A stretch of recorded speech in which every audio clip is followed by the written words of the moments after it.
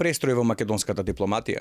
МНР под раководство на Тимчо Муцунски со серија решенија по се изгледа со намера да се санираат штетите предизвикани од работата на претходниот владин состав и да се стави ред во македонската дипломатија. Одлуките да се повлечат внукот на Али Ахмети Бесијан од дипломатската позиција во Брисел поради сомнеж за сериозен криминал во Македонија.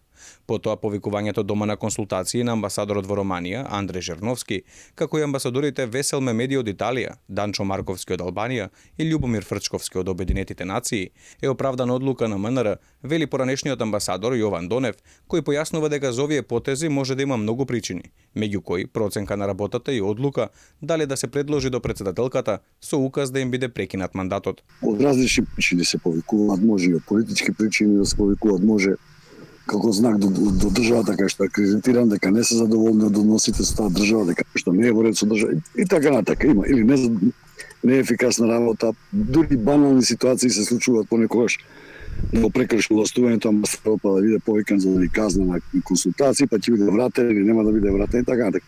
Тоа не е ништо страшно, ништо ново, што е министерот секогаш има право да побара објаснување лично од амбасадорот за тоа за кое што го повикал на консултации и после тоа е негова проценка дали ќе го врати назад на должноста или евентуално ќе побара од председателот на државата да го разреши. МНР во последниот период повика 4 амбасадори на рапорт во Скопје, а Жерновски е најновото име на овој список. Тој на амбасадорското место замина од позицијата заменик министер за надворешни работи. Додека пак внукот на Али Ахмети Бесијан по 10 месеци во Белгија му беше прекинат договорот за прв секретар на македонската амбасада во Брисел, бидејќи заработи кривична пријава. Кривичната пријава е оти заедно со брат му Дрин го оштетиле државниот буџет. За општата состојба полна со скандали во која се наоѓа македонската дипломатија, амбасадорот Јован Донев вели дека во изминативе неколку години македонското министерство за надворешни работи било сведено на најосновната функција да ја представува државата во странство, што било погрешно сваќање за неговата улога. Донев смета дека помеѓу клучните задолженија нова министерство треба да е гарантирање на безбедноста на државата во соработка со агенцијата за разузнавање. Министерството на надворешни работи заедно со агенцијата за разузнавање се грижат за безбедноста на државата.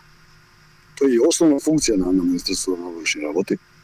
Првенствена задача е дипломатските представништва се само легитимни органи кои што треба да се грижат за безбедноста во државата или заканите од држава во која што се наоѓа, нормално и поттикнување на соработка како таква политиката на Република Македонија кон одредена држава и така натака. Неговиот предлог е помеѓу новите надлежности на Министерството за надворешни работи и трговија треба да е строго дефинирање на националните интереси на Републиката и изработување на национална стратегија за безбедност за дипломатите точно да знаат на што треба да работат. Предлага и формирање на научни институти кои преку темелни анализи ќе ја хранат македонската дипломатија. Доне верува дека преку овие реформски чекори значајно ќе се унапреди работата на оваа клучна државна институција, како и задоволството и довербата на граѓаните во неа.